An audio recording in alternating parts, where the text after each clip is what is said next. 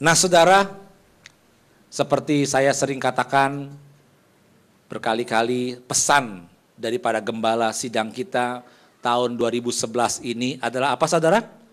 Tahun multiplikasi dan tahun promosi. Kita katakan bersama-sama supaya yakin. 1, 2, 3. Tahun multiplikasi dan tahun promosi. Tuhan tanya kepada kita, percayakah engkau akan hal ini? Lah, baru separuh yang percaya. Percayakah engkau akan hal ini? Iya. Kalau kita nggak percaya terjadi nggak saudara? Enggak. Ya. Jadi tahun multiplikasi dan promosi itu memang Tuhan lagi bikin event. Tuhan ini suka bikin movement atau event. Setiap tahun dia punya movement atau event yang berbeda-beda untuk gereja. Ya, ada gereja yang diberikan visi, misalnya pemuritan. Ada gereja yang diberikan visi tentang penginjilan, supaya jemaatnya menginjil. Ada gereja yang diberikan visi seperti gereja kita, pemulihan Pondok Daud. Tapi tahun ini Tuhan kasih movement, event yang namanya multiplikasi dan promosi. Artinya apa saudara? Bahwa Tuhan ingin kita ikut serta dalam movementnya Tuhan. Kita mengalami apa yang Tuhan sedang buat bersama-sama dengan umat Tuhan di GBI, Gatot Subroto. Memang saudara, setiap gereja akan berbeda-beda dapat visinya. Tapi itulah Tuhan. Ya. Tuhan ingin kesatuan gereja. Bukan berarti dia kasih satu uniform semuanya. Ya, unity itu bukan berarti uniform harus sama semua, enggak saudara. Berbeda-beda tetapi tetap satu saudara. Nah untuk gereja kita Tuhan kasih multiplikasi dan promosi. Saudara, multiplikasi itu berbicara tentang kuantitas. Tentang jumlah saudara. Jumlah yang dimultiplikasikan. Ya multiply itu mau 1, mau 2, mau 3 kali. Namanya multiply itu dikali. Jadi sebetulnya di dalam multiplikasi dan promosi kita tidak mengenal yang namanya misalnya 1,5, 1,7, enggak. Tetapi 2, 4 ya, dimultiplikasikan, dilipat gandakan saudara. Nah namun saudara, untuk menerima ini seolah-olah kita berkata, waduh Pak, enggak terlalu besar tuh visi. Masa sih Pak? Di dalam tahun yang sesulit seperti ini, dunia yang sedang dirundung krisis di mana-mana, kekacauan di mana-mana, persaingan yang begitu ketat di mana-mana, apakah bisa kita mengalami multiplikasi dan promosi? Ya.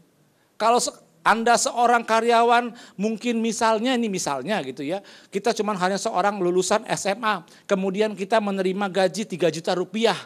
Ada multiplikasi, amin. Apa mungkin gaji kita bisa menjadi 6 juta rupiah? Kan nggak mungkin Pak, saya cuma orang lulusan SMA. Pesaing-pesaing saya semua sarjana. Sarjana aja mau terima gaji segitu Pak. Bagaimana saya bisa multiplikasi? Nah itu berarti Anda tidak percaya. Ya. Saudara, untuk tahun ini Tuhan kepingin kita tuh perkatakan ini terus. Ya, nanti saya minta juga dalam doa syafaat, sebelum doa, perkatakan ini. Tahun multiplikasi dan promosi.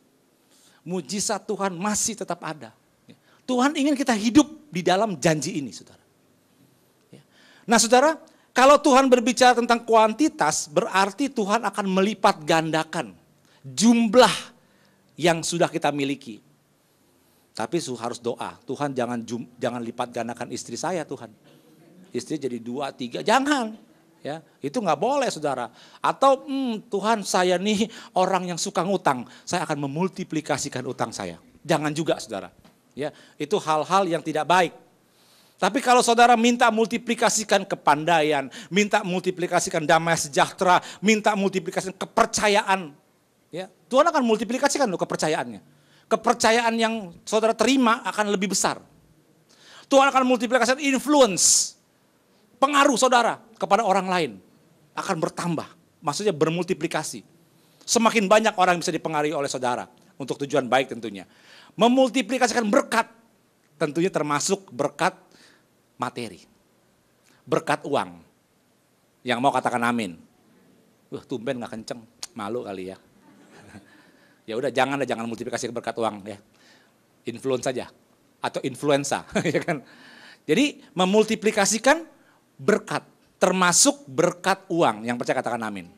Ya, kalau nggak mau kata amin terserah, saya sih mau kata amin, saudara. Ya, nah saudara juga segala macam kapasitas. Nah oleh karena itu saudara, karena Tuhan ingin memultiplikasikan jumlahnya, maka saudara harus memperbesar kapasitas saudara. Saya ambil contoh, kalau saudara seorang ekspedisi biasa ngangkut 100 koli barang, ya dengan pickup kecil, mungkin 1 kali 20, 5 kali bolak-balik. Ketika Tuhan multiplikasikan, Tuhan nggak ngasih 100, tapi Tuhan ngasih 300 koli, mungkin 500 koli. Maka saudara sudah tidak bisa lagi punya pickup tersebut. Saudara harus ganti dengan truk. Ya, untuk angkut. Supaya sekali angkut bisa 300, bisa 500, betul? Ya. Nah, saudara berarti di dalam tahun multiplikasi kalau Tuhan ingin melipat gandakan apa yang ada pada kita, berarti kita harus bersedia diperbesar kapasitasnya. Yang mau katakan amin. Ya, saudara nggak bisa lagi dengan kapasitas yang sama, nggak bisa. Harus makin besar. Karena jumlah yang saudara akan terima itu lipat ganda, bukan nambah, lipat ganda, saudara. Ya. Oleh karena itu saudara banyak gereja-gereja. Ya kalau saudara melihat, kenapa gereja besar di Indonesia itu banyak, saudara? Karena saudara mereka menerima visi ini. Bahwa setiap orang yang ikut Tuhan, Tuhan Yesus sendiri itu faktor permultiplikasinya. Multiplikatornya Tuhan Yesus. Tuhan Yesus selama dia melayani di dunia ini, dia memultiplikasikan apa aja, saudara. Ya. Saudara, jadi kalau kita ikut Tuhan, maka kita punya multipliernya, Tuhan sendiri gitu. Jadi tinggal tergantung Tuhan, tergantung kita kapasitasnya berapa besar. Kalau Tuhan mau kasih 5 kali, ya jadi 5 kali. Tapi sanggup nggak 5 kali? Ya, seperti tempat. Kalau Tuhan bilang, aku akan memultiplikasikan, tapi tempat kita cuma muat 100. Kita minta 1000 orang Tuhan. Lah, tempatnya mana? Misalnya seperti itu. Makanya kita harus memperbesar apa? Kapasitas kita. Saudara, kalau promosi itu berbicara tentang kualitas. Artinya kualitas hidup kita, kualitas kerohanian kita, kualitas hubungan kita dengan Tuhan, kualitas kebaikan kita, kualitas iman kita, ini kualitas. Ya. Jadi jangan mengkonek multiplikasi dengan berkat-berkat, duit, promosi dengan jabatan, bukan saudara. Segala aspek kehidupan, setiap aspek kehidupan, yang percaya katakan amin saudara. Setiap aspek. Hari ini misalnya saudara mengalami kurang berbahagia dengan keluarga. Tuhan akan multiplikasikan supaya keluarga kita semakin berbahagia. Kita merasa begitu bahagia punya keluarga yang baik. Ya. Hari-hari ini hati saudara, sekedar informasi bahwa memang serangan-serangan iblis terhadap keluarga ini begitu luar biasa. Sehingga kami dapat laporan dari Rayon 1C, begitu banyak jemaat-jemaat itu yang sudah mengajukan permohonan cerai. Permohonan cerai ini. Kebetulan di rayon kita ada pengacara, saudara. Ya, jadi bisa berkonsultasi kepada dia. Ada banyak orang yang mau mengajukan permohonan cerai. Saudara. Orang Kristen dan bahkan di antaranya ada hamba Tuhan, pelayan Tuhan. Saudara, saudara hari ini hati-hati. Ya. Makanya Tuhan bilang, kalau kita mau masuk multiplikasi dan tahun promosi, jangan sampai terhalang karena kita tidak percaya, saudara. Jangan sampai terhalang karena kita tidak taat. Ikut Tuhan itu gampang-gampang susah. Saya sebutnya gampang-gampang susah, banyakan gampangnya saudara ya. Kalau susah gampang, banyakan susahnya. Gampang-gampang susah, artinya gampang kenapa? Karena umat Tuhan itu adalah umat perjanjian. Artinya Tuhan itu mengikat janji dengan kita. Ya. Kalau kita mengikuti janji Tuhan, kita berjalan dalam janji Tuhan, kita terima. Janji Tuhan itu nggak perlu didoa puasain, nggak perlu. Janji Tuhan itu tidak perlu sampai harus doa jengkang-jengking. Harus menderita dulu. Enggak saudara. Janji Tuhan itu diterima kalau kita memenuhi persyaratan-persyaratannya. Nah jadi ketidaktaatan merupakan satu halangan saudara. Ada juga halangan itu karena malas. Percaya sih, taat sih mau taat. Cuman agak males gitu. Ya nanti aja deh ya, kapan-kapan, saudara. Nggak terima, saudara. Atau juga tidak tekun, udah berjalan separoh, nggak diterusin. Nggak tekun, itu juga nggak terima. Nah, saudara, waktu masuk tahun 2011, saya doa sama Tuhan. Tuhan, di tahun multiplikasi saya minta, ada 4 hal yang saya minta sama Tuhan. Pertama saya bilang, Tuhan multiplikasikan kebaikan yang aku akan lakukan pada orang lain. Jadi kebaikan.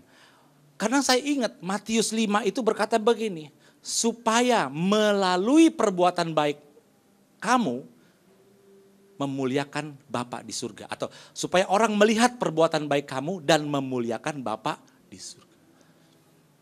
Jadi saya minta sama Tuhan, perbuatan baik saya yang tulus. Kadang-kadang kita ini punya teman, kita mau bantu tapi kita masih ada ganjelan. Di mulut kita mungkin ya nggak apa-apa, tapi di hati ya orangnya kayak gitu ya, lebih baik syukurlah kalau dia terima karena seperti itu. Kita bantunya separuh-separuh, saudara. Enggak tulus. Ya. Nah, saudara, di tahun 2011 Tuhan saya minta ketulusan untuk berbuat baik sama banyak orang. Dan tanpa tentunya mengharapkan imbalan. Kalau engkau berbuat baik, Tuhan bilang kalau orang berbuat baik imbalan, orang dunia juga lakukan seperti itu. Apa bedanya katanya? Ya. Nah, kalau Tuhan bilang kalau orang ya minta bajumu, kasih juga jubahmu. Wah, saudara. Kalau orang tampar pipi kiri kasih, nggak ada yang berani ngomong. Benar saudara, tampar pipi kiri dikasih, ini dua-duanya ditampar saudara. Itu perbuatan baik, itu susah saudara lakukan. Tapi kalau dia tonjok pipi kiri kita tonjok lagi nggak apa-apa, itu nggak ada di firman saudara. Ya, kalau tampar kita nggak boleh balas, tapi kalau tonjok nggak ada, alasannya seperti itu, nggak ada di firman, gua tonjok lagi, ya kan? Gitu. Bukan karena itu saudara ya. Nah jadi saudara ini bicara perbuatan baik nggak gampang. Saya tahu nggak gampang kita lakukan karena ada iri hati, ada kedengkian dalam hati kita. Tuhan saya minta ketulusan supaya bisa berbuat baik betul-betul. Yang kedua saya minta Tuhan saya minta supaya saya mampu memultiplikasikan pemberian saya kepada Tuhan. Nah ini kiat nih saudara. Saya nggak minta berkat sama Tuhan. Saya bilang saya pengen bisa memberi lebih daripada yang sampai saya beri, multiplikasi. Jadi kalau misalnya saya umpamakan tahun 2010 saya sudah memberi kepada Tuhan jumlah 100, maka tahun ini saya minta supaya saya mampu memberi 300. Kalau kita beri 300 kira-kira sumbernya dikasih lipat gandakan enggak? Itu caranya, jangan minta berkat sama Tuhan. Saya mau beri lebih lagi Tuhan. Jadi kalau kita beri lebih lagi maka Tuhan akan kasih kita juga lebih lagi. Saudara, Pak Niko minta kepada para pengerja supaya kita membawa yang namanya buah sulung, saudara. Buah sulung ini adalah kalau tahun lalu kita bawa, pengertian kita hanya perpuluhan. Jadi perpuluhan kan tiap bulan saudara bawa nih. Nah, perpuluhan untuk bulan tersebut, misalnya untuk bulan Februari, mestinya dikasih ke gereja, dibawanya ke Sentul. Tapi tahun itu saya bilang, kali ini Pak Niko berkata, bukan hanya perpuluhan. Artinya buah sulung suatu persembahan yang saudara akan berikan kepada Tuhan. Karena percaya berkat-berkat Tuhan sepanjang 2011 ini. Tadi pagi saya ngomong sama istri. Saya udah dapat ini seminggu sebelumnya saudara. Saya bisa ngomong. Jadi saya kepengen bawa. Kalau dulu saya bawa tahun lalu, mungkin saya akan bawa perpuluhan karena salah pengertian. Tapi tahun ini saya nggak mau. Saya nggak mau tambah, tapi saya mau lipat gandakan. Saya mau kasih, nih Tuhan. Karena aku percaya multiplikasi terjadi. Saya bawa lipat ganda. Saudara, buah sulung ini penting saudara. Ya, karena itu menunjukkan iman kita. Seperti orang pertama kali kerja. Begitu dia kerja pertama kali dapat gaji pertama dia doa sama Tuhan, gaji pertamanya dikasih kepada Tuhan semua. Ini buah sulung. Kenapa? Karena dia percaya bahwa sepanjang tahun itu, sekalipun dia belum terima gaji bulan kedua, bulan ketiga, bulan keempat, tapi dia percaya bahwa dia pasti menerima berkelimpahan. Itulah yang namanya buah sulung. Ya, saudara. Nah, yang ketiga, saya minta pengurapan Tuhan. Saudara, saya berkhotbah bukan untuk gagah-gagahan. Saya nggak perlu, supaya dikenal, Pak Yupo khotbah, enggak. Bahkan saya pernah bilang dalam tahun 2010 saya mau lebih banyak di tempat ini. Saudara kan lihat saya lebih banyak di tempat ini kan. Memang ada yang saya tolak, ada juga yang saya doa Tuhan, jangan terlalu banyak dijadwal ya Tuhan di luar. Ya mungkin juga emang nggak dijadwal karena nggak laku, saya juga nggak tahu sih. Ya udah nggak ada masalah sih bakal saya. Ya apapun yang penting saya pengen tempat ini lebih sering. Nah jadi waktu khotbah ini kan tujuannya supaya orang menangkap isi hatinya Tuhan, bukan isi hati saya. Ya, isi hatinya Tuhan. Ya. Oleh karena itu saudara juga perlu doakan saya supaya ketika saya membawa firman itu betul-betul Tuhan mau ngomong untuk saudara dan saya tentunya. Ya, bukan untuk pikiran saya yang saya mau tuangkan kepada saudara, enggak. Ya. Mungkin saya sering ulang-ulang gitu saudara, tapi karena memang itu yang Tuhan mau gitu. Ya. Jadi saudara mesti doakan supaya ketika firman dibagikan, saudara itu menerima firman, menerima benih itu dan benih itu tumbuh. Percuma saya khotbah dari 1 sampai poin 1, poin 2, poin 3, poin 4, sampai 10 begitu pulang yang mana ya Pak ya, saya lupa semuanya. Nggak ada yang dilakukan, nggak ada yang terima, percuma saudara. Nah jadi pengurapan itu perlu, ngajar saya dan ngajar saudara. Supaya ketika firman dibagikan, yang nerima, yes dalam hati begitu. Atau ada yang yes, nggak dengar. Ya. Saudara pengurapan itu penting, mengajar kita. Itu yang saya minta sama Tuhan, multiplikasikan Tuhan. Dan tentunya waktu promosi saya bilang Tuhan, Engkau promosikan aku, terserah Tuhan. Saya nggak minta promosi dari manusia, enggak. Saya minta dari Tuhan. Tuhan yang ngangkat, kemana Tuhan mau terserah. Itu yang saya dipromosikan, arti kualitas. Tapi bagi saya, pelayanan saya dengan Tuhan, saya minta kualitasnya dimultiplikasikan. Enggak asal-asalan, tapi lebih sungguh-sungguh lagi. Saudara, itu doa saya. Saya nggak tahu doa saudara apa dalam tahun multiplikasi dan promosi ini. Apa yang saudara minta dengan Tuhan? Kepada Tuhan maksudnya. Ya. Nah tetapi saudara, yang paling utama, saudara dan saya harus percaya bahwa kita pasti mengalami multiplikasi dan promosi. Yang percaya katakan amin. Ya. Saudara di Alkitab, ada hal yang luar biasa ketika Tuhan itu memberikan multiplikasi. Saya mau katakan pengurapan multiplikasi, saudara. Ada kisah dalam Alkitab, dalam Kejadian 30, saudara nggak usah buka, namanya Yakub. Satu hari Yakub ini kerja dengan Laban, saudara. Dia sudah 14 tahun kerja dengan Laban. 7 tahun untuk terima, sebetulnya dia naksir sama anaknya Laban yang namanya Rahel.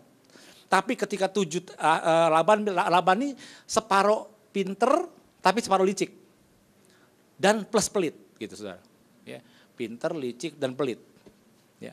Saudara, Yakub kepengen Rahel, Laban bilang boleh, tapi kerja sama aku 7 tahun. Udah 7 tahun kerja, bukan dikasih Rahel, dikasih Lea. Ya, si Yakub tetap maunya Rahel. Boleh kalau mau Rahel, kerja lagi 7 tahun. Kerja lagi 7 tahun, 14 tahun dia kerja. Setelah 14 tahun udah punya anak cucu, bukan anak cucu, anak, ada keluarga kan. Nah, Yakub mengajukan mengundurkan diri dari Laban, mau cari usaha sendiri. Laban bilang, "Jangan dong." Nah, ini perhatikan baik-baik. Laban bilang gini, "Aku tahu karena engkau maka segala ternakku diberkati Tuhan." Karena engkau loh. Dan Yakub bilang, "Iya. Sejak aku pertama kali datang ke tempatmu, kambing dombamu gak seberapa. Tapi hari ini sudah berlipat kali ganda." Gara-gara apa? Yakub kerja di Laban. Sekarang si Yakub mau keluar. Laban bilang, "Jangan dong. Ya aku kan mesti cari penghidupan sendiri. Aku mesti menghidupi keluarga sendiri. Gak bisa nih kerja terus. Gini, kamu mau minta upah berapa? Aku kasih." Akhirnya Yakub dapat hikmat. Gini aja. Saya mau tanya saudara, sebelum saya lanjutkan. Kalau yang namanya kambing, umumnya warnanya apa saudara kambing? Duh, gak ada yang tahu warna kambing tuh. Gak pernah lihat kambing? Pak Marco punya gambar kambing di sini? Takutnya gak ada yang tahu kambing itu kayak apa. Cuma tahu sate doang Pak, saya taunya. Kambingnya gak pernah lihat. Ya tahu ya. Kalau kambing warnanya apa saudara? Atau putih. Kalau domba? Putih ya. Jadi kan memang umum, kambing itu warnanya hitam atau putih. Kalau domba warnanya putih. Nah saudara, Yakub bilang gini, "Oke, saya mau kerja sama kamu Laban, Tapi dengan cara gini, saya akan memiliki kambing dan domba. Nanti kalau dia beranak, yang warnanya bintik-bintik, kambing warnanya bintik-bintik hitam, dan belang-belang. Jadi kambing kayak anjing Dalmatian tau. Kayak gitu, sama belang-belang kayak macan. Mungkin gak kambing warnanya kayak begitu? Aneh saudara. Itu milik saya ya. Domba warna hitam. Wah, pernah lihat domba warna hitam? Kalau ada bulu domba putih. Kalau bulu domba hitam itu aneh saudara. Ya. Domba warna hitam itu milik saya. Laban pikir goblok banget ini keponakan saya. Kok minta kayak gitu sih? Minta kambing yang bintik-bintik dan belang-belang, minta domba warna hitam. Ya pokoknya gini, itu akan menjadi upah saya. Setuju? Setuju pasti. Ya kan? Permintaan aneh nggak mungkin, saudara. Saudara, tetapi saya katakan, kalau orang yang menerima pengurapan multiplikasi, saudara, karena dia percaya sama Tuhan, sekalipun itu mustahil, Tuhan buat jadi iya. Ya. Terjadi, saudara. Yang mustahil nggak aneh bagi Tuhan. Dan terjadi. Artinya apa saudara? Selama 6 tahun Yakub kerja. Yakub memiliki kambing dan domba. Lebih banyak dari Laban. Saudara. Kalau Laban punya udah dimultiplikasi. Yakub punya lebih dimultiplikasi. Dan kambing dombanya Yakub aneh. Bintik-bintik, belang-belang dan dombanya warna hitam. Yang saya mau tanya, yang saya nggak tahu diterusin. Laku nggak di pasar kalau dijual itu? Orang bingung apa dicari mahal, mungkin aja, kambing bintik-bintik, aneh nih. Kambing bisa kayak macan, mungkin mahal harga jadi mahal. Kenapa? Karena multiplikasi. Itu multiplikasi, sepertinya normal. Pekerjaannya normal. Nanti dalam tahun 2011, saudara juga nggak akan merasakan bahwa, ada multiplikasi, kaget enggak saudara. Berjalannya normal. Saya mau katakan, kalau Tuhan bilang dari 1 jadi 2, mungkin saudara lagi berjalan, tahun pertama 1,1, tahun kedua 1,3, tahun keempat 1,5, 1,7, akhir tahun, 2 kali lu ternyata. Seperti itu. Sama kayak Yakub. Nggak kaget tapi ternyata benar multiplikasi. Saudara, berarti apa? Multiplikasi baru bisa terjadi kalau ada yang namanya mujizat Tuhan. Ya. Nah saudara, di promosi saudara tahu. Ya. Yusuf itu promosi saudara. Yusuf itu kerja di rumah Potifar, asalnya pembantu rumah tangga. Tapi dipromosi sama Tuhan dan Potifar bilang gini, aku tahu, sama nih sama di Yakub, aku tahu karena Tuhan maka aku diberkati kata Potifar. Jadi aku kasih kepercayaan kau seluruh isi rumah tangga itu. Seluruh. Ya. Dan Yakub dipercayakan, difitnah kan, masuk penjara. Orang pikir, udah hancur karirnya. Tidak saudara, di penjara, dipercaya sama kepala penjara. Itu promosi. Bahkan akhirnya menjadi tangan kanannya Firaun Mesir. Itu promosi. Tuhan itu kalau promosiin kita saudara, hidup kita itu gak tanggung-tanggung. Ya. Yusuf anak manja jadi Perdana Menteri. Yang lebih sadis lagi Daud, tadinya apa saudara? Gembala. Kambing domba 2-3 ekor. Perang aja gak pernah perang. Cuman pernah berantem sama macan sama singa. Perang gak pernah. Diangkat Tuhan jadi apa? Jadi apa? Raja, saudara. Bayangin, saudara, satu hari naik bajai, ketemu tukang bajai, ngobrol-ngobrol, 5 tahun kemudian dia jadi presiden. Kan bingung, saudara. Nggak salah. Tapi yang mustahil bagi manusia bukan mustahil bagi Tuhan. Amin. Tuhan bisa angkat. Saudara, kamu mungkin saudara kenal yang namanya pendeta Joel Osteen. Joel Osteen itu dulu punya TV, punya TV swasta. Dia bikin acara-acara baik, besar, bagus bersama ayahnya, saudara. Saudara menjelang ayahnya tua, ayahnya pensiun, nggak mau lagi. Dan Joel ini karena masih muda, dia memasarkan tayangan-tayangan yang ayahnya pernah bikin dan laku di beberapa TV-TV lain, saudara. Dia minta tolong ayahnya, Pak, tolong dong 1 minggu 1 jam aja ke studio. Untuk arahin kita nih, touchingnya mesti dari papa katanya. Kita udah bisa kerjain, tapi touchingnya mesti dari papa, karena papa yang tahu katanya. Ayahnya bilang, Joel, aku sudah gak mau lagi ke sana. Aku sudah mau tinggalkan itu. Aku sudah mau relax, retired maksudnya, dan mengembalakan jemaat. Saudara, Joel kesel juga, saya masih muda, saya punya mimpi yang besar. Saya pengen perusahaan TV ini besar, saya dikenal. Ya, dia berontak sama orang tuanya. Dia pikir keras gimana cara mencapai mimpi dia. Tapi Tuhan taruh dalam hatinya, kamu ikut sama papa kamu. Akhirnya dia ikut ngebalain papa yang di gereja selama 2 tahun, saudara. Dia baru tahu 2 tahun kemudian papanya meninggal. Dan hari ini Joel Osteen bukan hanya dikenal di Amerika, saudara. Mungkin kalau dia waktu jadi pemilik stasiun televisi, dia hanya kenal di negara bagian tertentu. Tapi hari ini nama Joel Osteen terkenal di seluruh dunia. Dengan buku-bukunya, dengan jemaatnya, dengan khotbah-khotbahnya, saudara. Kalau kita setia, kalau kita tekun, kalau kita taat, maka kita akan mengalami yang namanya promosi. Yang percaya katakan amin. Kasih tepuk tangan dong buat Tuhan Yesus. Haleluya. Nah sekarang saudara, apa syarat-syarat supaya kita bisa mengalami multiplikasi dan promosi? Ya, pertama buka bersama saya Yesaya pasal 48.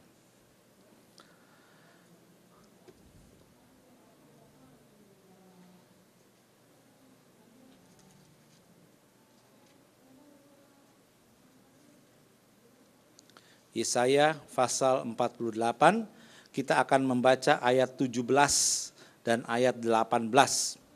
Ini merupakan firman Tuhan untuk memasuki tahun 2011. Ayat 17 dan ayat 18 dari Yesaya 48 kita akan baca bersama-sama dengan suara keras. 1, 2, 3. Beginilah firman Tuhan penebusmu yang Maha Kudus Allah Israel. Akulah Tuhan Allahmu yang mengajar engkau tentang apa yang memberi faedah, yang menuntun engkau di jalan yang harus kau tempuh. Sekiranya engkau memperhatikan perintah-perintahku, maka damai sejahteramu akan seperti sungai yang tidak pernah kering, dan kebahagiaanmu akan terlimpah seperti gelombang-gelombang laut yang tidak pernah berhenti. Katakan amin. Saudara, Tuhan minta kita semua akan masuk tahun multiplikasi dan promosi dengan syarat perhatikan perintah-perintah Tuhan. Apa saudara? Perhatikan perintah-perintah Tuhan. Saudara, banyak orang berkata, aduh Tuhan, kita orang Kristen ini terlalu banyak perintah ya. Enggak boleh ini, enggak boleh itu. Saudara, saya ada ilustrasi yang bagus. Orang pada bilang gini, kalau kita jadi orang Kristen enggak bebas. Bener nggak? Nggak boleh ini, nggak boleh itu, dusta nggak boleh, mengingini orang lain punya nggak boleh dan sebagainya, nggak bebas. Saya dapat satu ilustrasi yang luar biasa. Waktu saya keluar negeri sama teman saya ini perokok. Jadi dia cukup tahan selama penerbangan 5 jam, waktu itu saya ke Taipei bersama dengan dia, dengan tujuan Amerika, stop di Taipei. Saudara, biasanya di airport Taipei itu ada smoking room. Tapi saya nggak tahu tahun itu waktu kami pergi tidak ada smoking room. Saudara. Kita tanya kepada information, iya Pak. Istilahnya tahun ini kita tidak mengadakan smoking room sama sekali. Kita pengen betul-betul bebas rokok ini airport. Wah saudara, dia kelabakan. Bagaimana nih mesti ngerokok caranya? Ya, dia cari akal, mau keluar nggak bisa. Ya kalau mau keluar berarti mesti lewatin imigrasi kan? Nggak bisa saudara. Akhirnya dia sampai nekat, dia harus ke toilet. Ya. Dia ngerokok, begitu ngerokok dia buang sampai dia flush. Kesedot kan asapnya. Karena kalau ketahuan didenda saudara. Nah saya mau tanyakan, orang yang katanya bebas, gue mau ngerokok kenapa nggak boleh, itu hak gue. Bebas apa enggak tuh ternyata? Nggak bebas, dia harus cari jalan. Jadi kebebasan yang sebenarnya ketika kita perhatikan, percaya sama perintah-perintah Tuhan. Tuhan bilang kalau engkau meneliti firman-Ku, maka firman itu akan memerdekakan. Benarkah demikian? Kalau dulu saya boleh enak-enak, saya boleh tampar istri, saya boleh punya istri enggak lebih dari 1, saya boleh berzina. Kalau sekarang enggak boleh, benarkah itu merdeka? Ya, banyak orang tentang seperti itu. Tapi saya percaya, melalui kita memperhatikan perintah-perintahnya, maka kita bisa masuk dalam janji-janji Allah. Yang percaya katakan amin. Ya. Tadi pagi, Pak Jimmy SMS saya, satu firman yang bagus, yang korelate dengan ini. Berkorelasi dengan ini. Kita buka coba, Keluaran pasal 15. Ini luar biasa janji Tuhan, saudara. Ya. Keluaran pasal 15.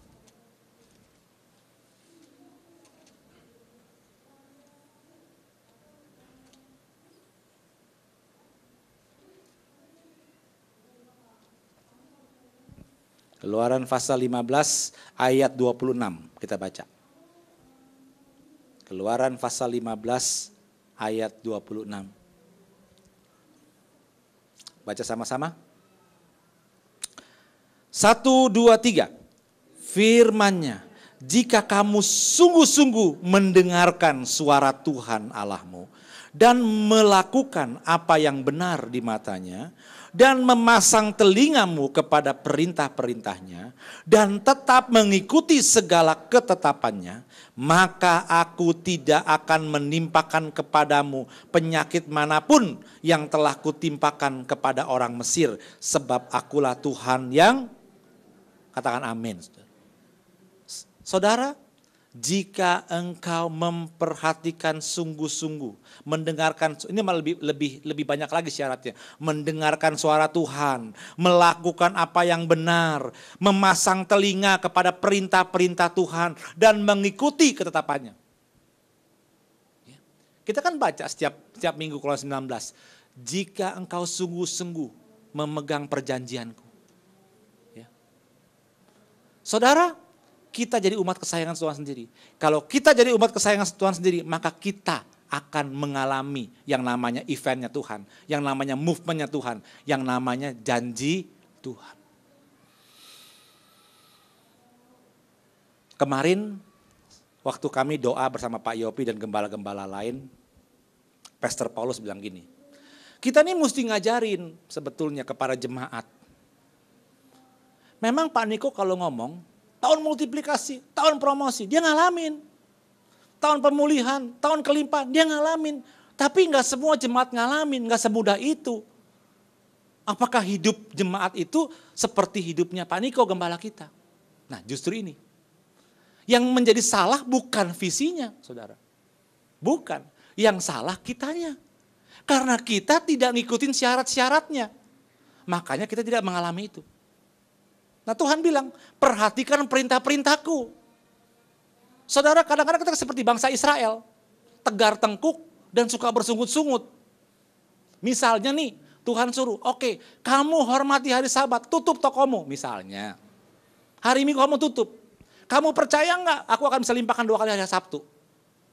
Kita akan mikir, untuk taat ketetapan Tuhan yang seperti ini, ya, kita mikir, aduh untung apa rugi Tuhan ya. Gini aja Tuhan, kita deal ya. Saya mau lihat dulu hari Sabtu 2 kali enggak. Kalau hari Sabtu 2 kali saya gak akan tutup hari Minggu. Tuhan bilang gak bisa begitu caranya. Kamu tutup dulu baru aku kasih 2 kali. Gak berani Tuhan kalau dia gak berani gak apa-apa. Tetap dikasih Tuhan, tetap diberkati. Tapi tidak mengalami yang namanya multiplikasi. Ya. Kan karena kita untung rugi ngitungnya. Untuk taat, untuk bisa perhatikan perintah Tuhan, kita hitung-hitungan dulu sama Tuhan. Untung apa rugi. Bangsa Israel juga begitu. Waktu dikasih tahu, waktu keluar dari Mesir, kami mau makan apa di padang gurun gini. Jangan takut, aku akan kasih roti sama kamu. Tapi ingat, kamu setiap hari, dari hari Senin sampai hari Sabtu, itu kamu cuma boleh mungut 1 gomer 1 orang. Nggak boleh lebih. Kalau lebih, nanti akan busuk. Roti begitu banyak di padang, sayang dong gak lebih. Kumpulin 2 gomer. Simpen bakal besok, siapa tahu pagi-pagi lapar gitu kan. Atau malam-malam lapar gitu kan. Simpen. Begitu hari Senin dia kumpulin untuk hari Selasa pagi busuk langsung. Nah hari Sabtu Tuhan ngomong, hari ini kamu ngambil 2 kali. 2 gomer. Karena hari Minggu kalau kamu keluar gak akan ada yang namanya roti itu. Mereka gak percaya saudara. Mereka keluar hari Minggu, nggak ada rotinya. Tapi mereka yang percaya, mereka kumpulin 2 gomer. Yang aneh, hari Minggu tuh roti gak busuk. Tetap bagus. Tapi kalau hari Senin ke Selasa dia busuk, saudara. Coba, aneh kan Tuhan? Kasih perintah seperti itu. Tapi kalau kita taat, Tuhan cuma pengen tahu. Makanya dikatakan, untuk semuanya itu, Musa yang paling tahu kan. Tuhan sedang mencobai kamu katanya. Dia mau lihat kamu setia enggak. Saudara, ini yang susah. Dalam menerima janji Tuhan. Kadang-kadang memperhatikan perintah-perintah Tuhan itu susah. Kita mau asal enak aja. Dan akhirnya kita gak terima yang nama janji Tuhan. Waktu saya dulu mulai pelayanan, saya mikir gini, hari Minggu itu berharga bagi saya. Karena saya bisa jalan bersama keluarga, bisa santai. Bisa menyalurkan hobi saya. Gitu kan. Kalau hari Minggu pelayanan gimana ya? Tapi kemudian saya bergumul, berdoa, akhirnya saya ikut. Oke, saya pelayanan. Ketika saya pelayanan, oke Tuhan, gak apa-apa. Saya akan serahkan hari Minggu ini ke dalam tangan-Mu. Saya dapat sesuatu yang tentang menghormati hari Sabat di dalam kitab Keluaran. Saudara. Ulangan, sorry. Dibilang situ, saya akan berkendaraan kemenangan dan sebagainya. Saya bilang, saya komit. Saudara tahu, ketika Tuhan mencobai saya, Dia kasih pelayanan. Saya pikir pelayanan cuma sekali doang. Dulu kan kalau pelayanan cuma sekali, pagi ya udah pulang. Ya. Atau kalau nggak 2 kali, jam 7, jam 10, jam 12 pulang. Enak kan pelayanan seperti itu? Enggak saudara, Tuhan kasih saya pelayanan pertama jam 10 pagi, pelayanan kedua jam 6 sore. Udah nggak bisa kemana-mana saudara. Jadi kalau mau pergi cuma dari jam 12 sampai jam 6. Udah capek ngapain pergi saudara. Dan itu lucu, aduh. Orang lain kok enak sih pelayanannya bisa 2 kali kebaktian, ditaruh di tempatnya 2 kali. Misalnya kalau waktu itu di Golden 2 kali kebaktian. Jadi cuman mereka pelayanan jam 8 sampai jam 10, jam 10 sampai jam 12 pulang. Saya tuh aneh, dapat pelayanan pertama di Pluit. Jam 10, sorenya di BHS. Pluit 2 kali, saya senang, aman akhirnya. Jam 12 santai, bisa pergi kemana-mana. Dipanggil Pak Yopi, Yupo buka Mangga 2. Mulai jam 10. Satu lagi di mana Pak? Di BHS lagi balik. Jam 6. Jam 10, jam 6 lagi saudara. Tuhan mau lihat, setia enggak? Ya, tapi saya percaya, ketika saya setia sama Tuhan, saya ikutin apa yang Tuhan mau. Saya mengalami yang namanya multiplikasi dan promosi. Yang percaya katakan amin. Tuhan ingin kita beri tepuk tangan buat Tuhan Yesus. Tuhan ingin kita setia.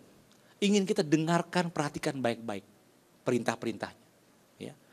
Yang kedua, Yeremia 29 ayat 11 kita buka.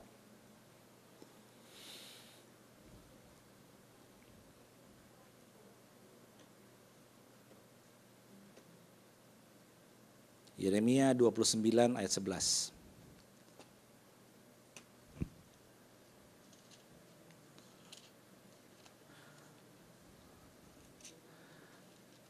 Kita baca bersama-sama. 1, 2, 3. Sebab aku ini mengetahui rancangan-rancangan apa yang ada padaku mengenai kamu. Demikianlah firman Tuhan, yaitu rancangan damai sejahtera dan bukan rancangan kecelakaan, untuk memberikan kepadamu hari depan yang penuh harapan. Katakan amin, saudara. Tuhan ngomong sama saudara dan saya loh ini. Anak-anakku, rancanganku itu bukan dan tidak pernah rancangan kecelakaan. Rancanganku selalu adalah rancangan damai sejahtera. Rancanganku bukan masa depan seruan sama desu, tapi masa depan penuh harapan. Percayakah engkau akan hal ini? Ya. Saudara, ketika kita percaya, loh kenapa kita mesti khawatir? Karena apa? Kadang-kadang kita pertama gak percaya, kedua gak ngerti saudara. Bangsa Israel gini, mereka tuh ngelihat loh, mujizat yang luar biasa yang Tuhan lakukan kepada orang Mesir. Hujan es dari mulai belalang, debu, nyamuk, segala macam, lalat pikat, hujan es, gelap, sampai anak sulung mati. Mereka lihat di depan mata kepala mereka sendiri. Waktu keluar pun mereka juga disertai oleh tiang awan, tiang api. Ada tiang awan, ada tiang api. Saudara dan saya kalau imannya lemah sih cengli kata orang. Karena kita nggak lihat Tuhan kan. Yang dia cuma pendeta, teman-teman seiman, ketua kul, ya kan? Nggak ngeliat Tuhan Yesus. Mereka lihat tiang awan, tiang api loh. Berarti Tuhan ada di situ. Yang aneh gini saudara.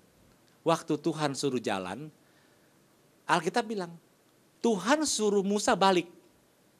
Jadi mesti jalan terus bisa, disuruh balik. Lewatin sungai Laut Teberau. Ya Musa nggak ngerti, ya dia ikut balik. Nah ketika disuruh balik, begitu hari itu juga Firaun ngejar sama pasukannya. Karena lebih dekat bakal Firaun. Karena ini kota misalnya Ramses, tuh jalan turun gini, Firaun cuma begini doang. Tapi mesti kalau jalan jauh begini mungkin Firaun nggak mau ngejar, udah kejauhan ngapain. Tapi karena dia balik, jadi dekat, saudara. Dikejar sama Firaun. Ke pojok kan, kefefet mungkin begitu. Udah mentok banget, saudara. Ya. Saudara udah nggak bisa apa-apa. Di depannya laut, di belakangnya Firaun. Dan Alkitab berkata Firaun ngajak rakyatnya semua dan mempersiapkan 600 kereta dan prajurit terpilih untuk membinasakan orang Israel. Orang Israel mau maju ada laut, mau ke sono ada Firaun. Mereka ngomong sama Musa gini, Musa, apa-apaan nih kamu? Ini ada tiang awan, tiang api nih ya. Bukan nggak ada Tuhan, ada Tuhan. Musa apa-apaan kamu? Kamu membawa kami ke tempat ini untuk membunuh kami semua? Saudara, yang marah bukan Musa. Musa melembut orangnya. Yang marah Tuhan. Saudara hati-hati. Saya pesan baik-baik. Jangan pernah ngomong sembarangan sama pemimpin yang Tuhan pilih. Karena berarti kalau saudara mencerca pemimpin, saudara sedang mencerca Tuhan. Musa bilang, kamu bukan ngomong sama aku, kamu menghina Tuhan. Mereka juga tahu kenapa disuruh balik ke Laut Teberau. Kenapa nggak terus aja jalan tadi? Nah, disinilah timbul kekhawatiran kita. Karena kita nggak percaya bahwa rancangan Tuhan rancangan damai sejahtera. Tuhan itu sutradara agung, saudara. Maka Tuhan bilang gini Musa, kamu jangan berseru-seru ketok aja itu laut. Terbuka deh. Cebrangin. Ternyata maksud Tuhan adalah untuk membunuh semua orang Mesir. Supaya apa dibunuh? Supaya nggak kejar-kejar lagi selamanya. Padahal waktu di pinggir Laut Teberau kita merasa Tuhan, kita dipepetin, kita dipojokin nih Tuhan, kita takut, kita khawatir. Padahal maksud Tuhan bukan begitu. Supaya musuh-musuhnya lenyap sama sekali dan gak pernah ngejar lagi. Saudara lihat. Sampai orang-orang bangsa sekeliling Israel itu jalan. Ini mah hati-hati nih sama bangsa Israel. Bukan mereka yang perang, Tuhannya yang perang bakal mereka. Apa mereka pada bilang begitu? Jadi saudara, kalau Tuhan berkata bahwa aku bertanggung jawab akan hidupmu. Aku punya rancangan-rancangan masa depan yang penuh dengan harapan. Rancanganku adalah rancangan damai sejahtera. Perlu kita khawatir, takut, atau bersungut-sungut, atau bahkan menista Tuhan seperti bangsa Israel. Nggak perlu. Dan kalau kita mau masukin tahun multiplikasi dan promosi, maka saudara dan saya harus percaya. Tidak perlu khawatir. Seperti lagu ini mengatakan, Jesus I believe in you. Yang kedua apa? Jesus I belong. You're the reason that I sing. The reason that I live. Karena Engkau Tuhan. Bisa hidup karena Engkau. Jadi kita gak perlu khawatir. Tuhan bilang jangan kamu khawatir apa yang akan kamu pakai, apa yang akan kamu makan. Itu semua dicari bangsa-bangsa yang tidak mengenal Allah. Tetapi carilah dulu apa? Kerajaan Allah dan kebenarannya. Maka semua itu semua yang dikhawatirin itu akan ditambahin. Jadi gak perlu saudara khawatir. Kalau kita khawatir, kita gak bisa cari kerajaan Allah dan kebenarannya. Amin. Ya. Yang kedua, jangan khawatir akan hidupmu. Tuhan bertanggung jawab. Kalau tadi pertama, perhatikan perintah Tuhan. Yang kedua, jangan khawatir. Yang ketiga, saudara. Nah, saudara, ada satu firman, coba kita buka. 1 Yohanes 5 ayat 19.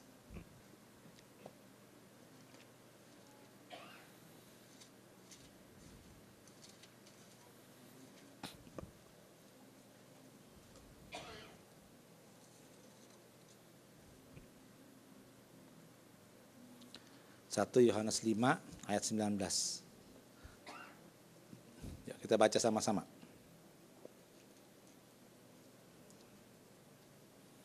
1, 2, 3. Kita tahu bahwa kita berasal dari Allah dan seluruh dunia berada di bawah. Seluruh dunia dikuasai oleh siapa? Si jahat. Jadi kalau seluruh dunia ada berkuasa si jahat, maka si jahat akan mencobai kita. Oleh karena itu syarat yang ketiga, Tuhan ingin kita jadi umat pemenang. Katakan umat pemenang. Kenapa? Karena seluruh dunia berada dalam kuasa si jahat. Si jahat itu akan mencoba kita. Akan membuat kita distract, melenceng dari tujuannya. Gitu. Saudara, Tuhan Yesus ketika pertama kali melayani, dia puasa 40 hari. Habis puasa, waktu puasa gak diganggu, saudara. Setelah selesai berpuasa, iblis datang. Ubah dong batu ini jadi roti. Loh, kenapa iblis suruh ubah batu jadi roti? Karena dia tahu Tuhan Yesus lapar.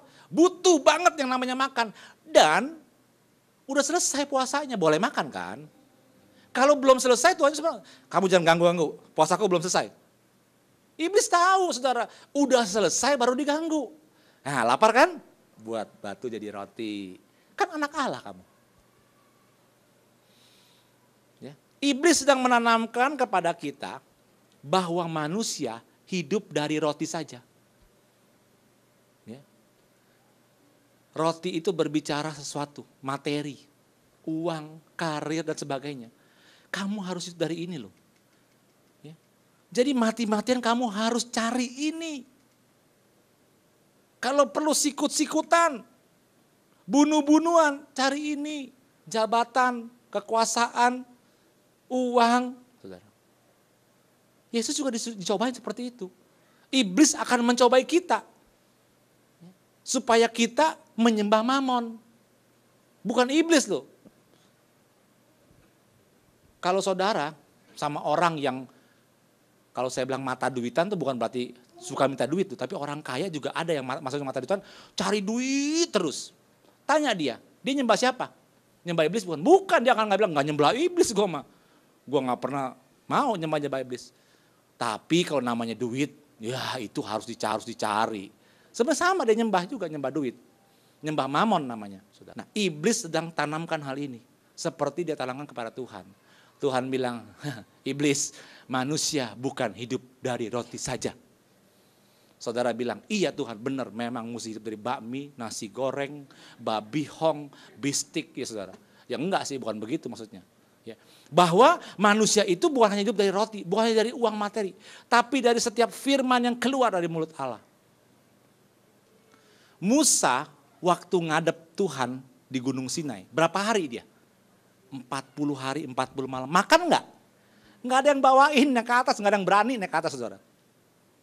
40 hari, 40 malam, tidak makan, tidak minum. Begitu turun dari Gunung Sinai, mukanya bercahaya. Kalau kita pucat saudara bukan bercahaya. Karena enggak pernah makan 40 hari. Dia bercahaya. Itu membuktikan bahwa manusia hidup bukan dari roti saja. Tuhan minta ini kita menang dalam hal ini. Jangan menyembah Mamon. Karena multiplikasi berbicara materi. Berbicara juga materi maksud saya. Berbicara jumlah yang saudara terima. Jangan sampai distract menyembah Mamon. Yang kedua, iblis menggoda Tuhan gini. Dia naikin ke atas bait Allah. Oke Tuhan, jatuhkan dirimu ke bawah. Pasti ada malaikat yang nopang. Gak mungkin kamu celaka, jangan takut. Kamu kan anak Allah. Iblis ngomong gini sama kita. Orang Kristen denger ya. Setiap doamu, apapun yang kamu minta sama Tuhan, pasti dikabulkan. Benar apa enggak? Bingung kan jawabnya? Enaknya sih benar Pak. Setiap doamu pasti dikabulkan. Saya mau katakan tidak kalau doa yang tidak sesuai dengan kehendak Allah. Iblis ngajarin, enggak, semua doa dikabulkan. Jadi kamu jangan takut, kamu minta apa aja pasti bisa. Coba deh kamu terbang dari lantai 21 tuh apartemen. Nanti pasti seperti Yesus, pasti ditopang di bawah. Yang nopang bukan apa, beton di bawah saudara. Mejret saudara ya kan. Jadi enggak begitu. Kenapa Petrus bisa jalan di atas air? Karena Tuhan Yesus yang suruh. Petrus, mari. Tapi setelah Petrus berjalan di atas air, setelah Tuhan Yesus naik ke surga, dia gak ketemu lagi Tuhan. Saudara pernah baca gak sejarah saya lagi? Gak pernah. Apa Petrus bilang, gue udah bisa jalan di atas air, gue gak perlu perahu. Mahal pakai perahu, mending gue jalan aja. Gak ada, gak pernah. Gak ada Petrus pernah jalan di atas air lagi. Karena gak disuruh Tuhan. Jadi saudara jangan nekat. Punya iman boleh, tapi jangan nekat. Nah iblis suka bilang, nekat, jangan takut lo orang Kristen imannya kuat. Itu ada kerusuhan, samperin. Dalam nama Yesus tumpangin tangan begini, putus tangan kamu nanti. Bukannya stop itu kerusuhannya, benar saudara. Jadi bukan kalau nggak pakai logika ya. Iman itu bukan nekat saudara. Nah iblis suka bilang sama orang Kristen seperti itu. Sama dia bilang sama Yesus, jatuhin dirimu, pasti jangan takut deh. Akhirnya ketika kita merasa Tuhan gak jawab, kita minta Tuhan gak jawab, kita lakukan, kita celaka, kita kecewa sama Tuhan. Betul? Kecewa sama Tuhan. Dan iblis tepuk tangan. Itu yang saya mau. Makanya Tuhan bilang harus jadi umat pemenang. Jangan dengerin itu iblis. Dan yang ketiga iblis coba gini sama Tuhan. Aku bawa nih ke atas. Tuh lihat ya dunia kekayaannya. Mau gak? Kamu mau jadi raja kan di sini? Gampang, sembah aku. Nah ini yang paling bahaya. Kita pelan-pelan dibawa untuk menyembah dia. Bukan rupa iblis loh. Gak ada yang pernah mau kalau orang rupanya iblis gitu. Gak mau soal nyembah. Rupanya itu kadang-kadang ada uang, rumah mewah, ya kan, wanita, tahta, harta, itu kan. Begitu kita tertarik, kita nyembah dia sebetulnya.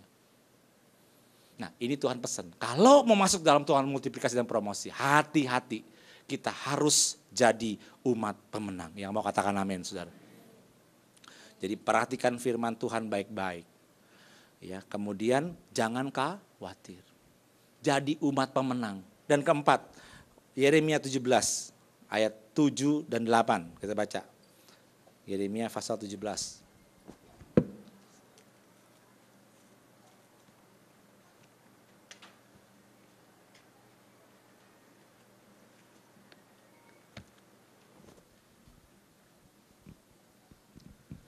Yeremia 17 ayat 7 dan 8. Kita baca sama-sama. 1, 2, 3. Diberkatilah orang yang mengandalkan Tuhan, yang menaruh harapannya pada Tuhan.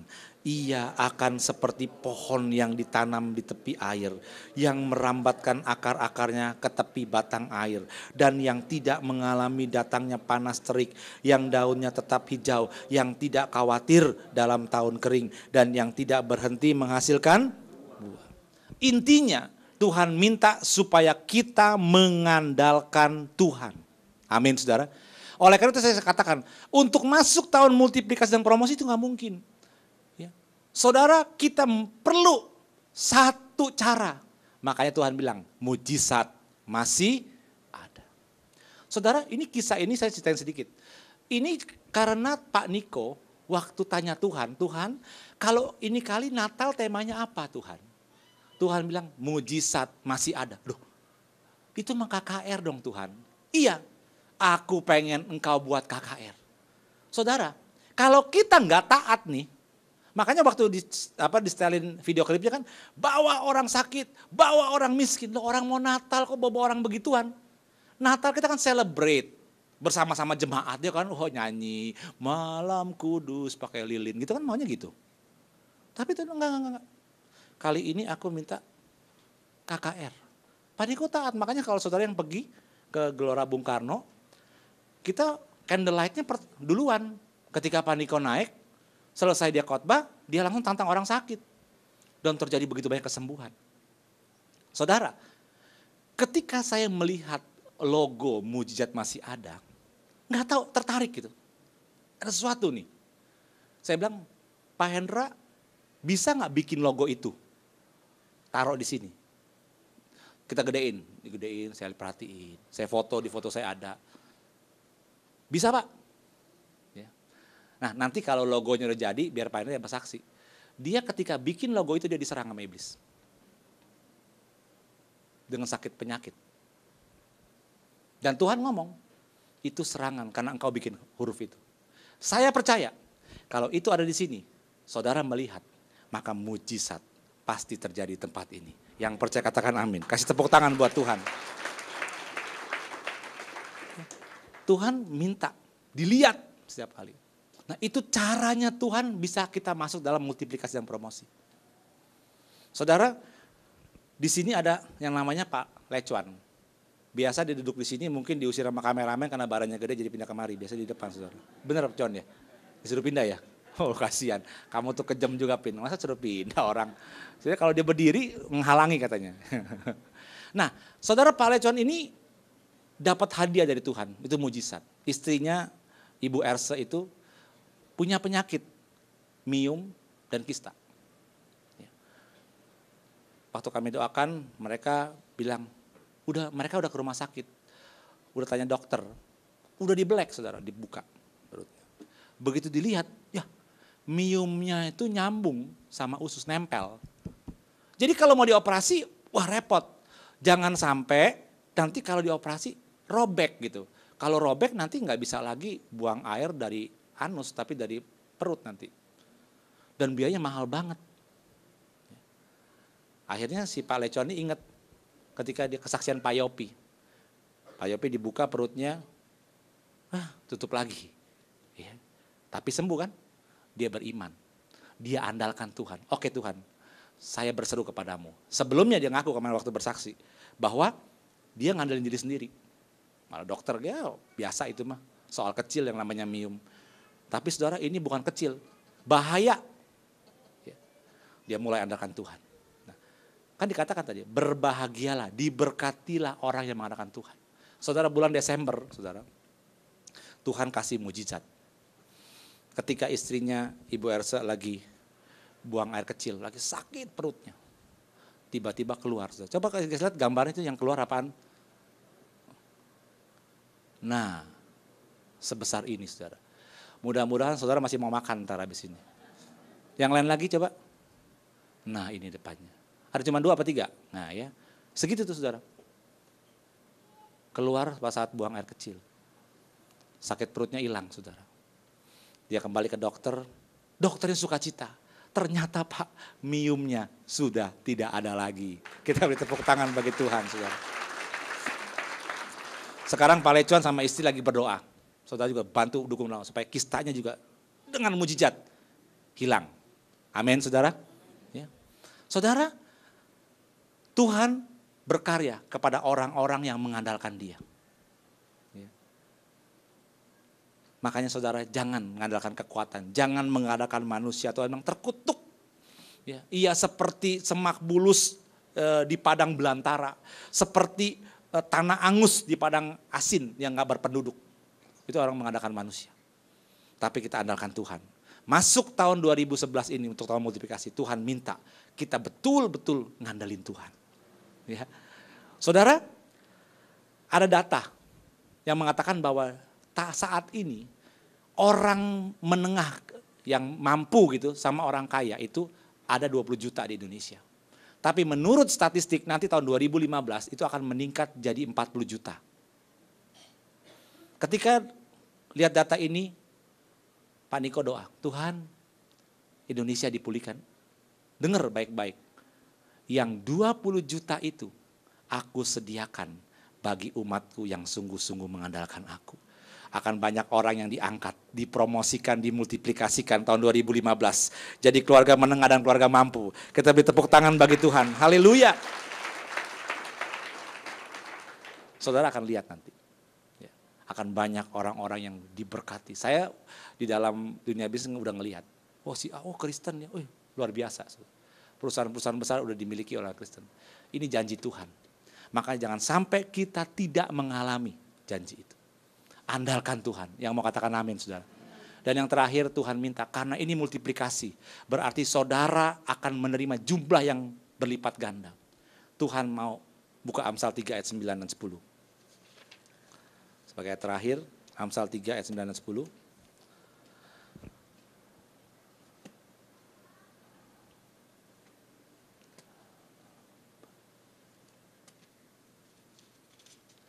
Kita baca bersama-sama. 1, 2, 3. Muliakanlah Tuhan dengan hartamu dan dengan segala hasil pertama dari segala penghasilanmu. Maka lumbung-lumbungmu akan diisi penuh sampai melimpah-limpah. Dan bejana pemerahanmu akan meluap dengan air buah anggurnya. Katakan amin. Saudara, Tuhan minta muliakanlah Allah dengan hartamu. Saudara, sekali lagi saya ingatkan buah sulung. Saya minta saudara persiapkan buah sulung di bulan Februari nanti. Akhir Januari, di awal Februari. Siapkan sesuatu yang saudara mau beri kepada Tuhan. Doa dulu. Mungkin saudara bisa berberi perpuluhan. Ya. Tapi saudara saya kasih kebebasan, saudara mau beri untuk SICC. Atau beri untuk tempat ini, maksudnya tempat ini ke Rayon 1 saya dan akhirnya ke pusat juga. Atau mau langsung terserah. Buah sulung seperti saya katakan tadi, sesuatu yang kita persembahkan karena kita percaya dalam tahun ini Tuhan akan memberkati saya. Bagi saya lipat gandakan. Karena saya tahu saya akan mau terima multiplikasi. Ya. Saudara ada satu kesaksian. Ya. Satu cabang itu saudara diumumin gitu. Saudara-saudara, bulan Februari saudara sebuah buah sulung ke SICC semuanya. Wah, kaget saudara. Jadi saudara mesti ngerti, ada gereja yang otonom. Otonom itu maksudnya semua keuangan dikelola sendiri. Pusat itu nggak mau pusing, mau kurang uang karena sewa nggak cukup, itu bukan urusan dia. Tapi ada yang semi otonom. Ya, semi otonom itu artinya keuangan itu sebagian dikembalikan, bukan dikasih loh. Jadi kita store semua ke pusat, makanya saudara kalau kasih perpon namanya Pak Niko segala macam. Kecuali cuma ngasih untuk Kota Peduli, itu kan memang lokal, pelayanan lokal. Tapi kalau ini biasa semua ke Pak Niko, nanti dibalikin lagi, untuk biaya, cover biaya. Tapi semua pun maupun otonom maupun semi otonom itu dikontrol sama pusat. Kita nggak sendiri, kalau yang masih di bawah Pak Niko. Saudara, nah cabang ini otonom, berarti mereka mesti menghasilkan generate income sendiri kan. Ketika ngomong begitu berarti bulan depan gereja nggak ada pemasukan, semuanya dikasih kepada pusat. Dan terus terang pemasukan paling besar pasti perpuluhan. Saudara, saudara mereka bingung, wah ini salah nih umuminnya. Sebetulnya harus untuk pengerja doang. Kenapa dia ngomong sama jemaat? Kenapa saya ngomong jemaat? Karena saya tahu ini kesaksiannya saudara. Begitu mereka doa, ibadah selanjutnya mereka nggak mau umumin, tapi Tuhan ngomong, umumin.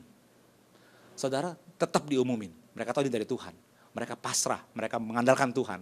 Saudara tahu minggu besoknya ada orang yang ngasih. Nutupin biaya gereja itu bukan sebulan, tapi 2 bulan saudara dari pemberiannya. Tuhan minta, muliakanlah Allah dengan hartamu. Saudara, bagi Tuhan memultiplikasikan aset, uang, pekerjaan, omset, dan sebagainya, itu hal mudah. Saudara. Tapi yang Tuhan mau kita memuliakan Dia dengan harta yang Tuhan kasih kepada kita. Yang mau katakan amin, saudara. Yang mau katakan amin. Kasih tepuk tangan buat Tuhan. Mari kita masuk dalam perjamuan kudus.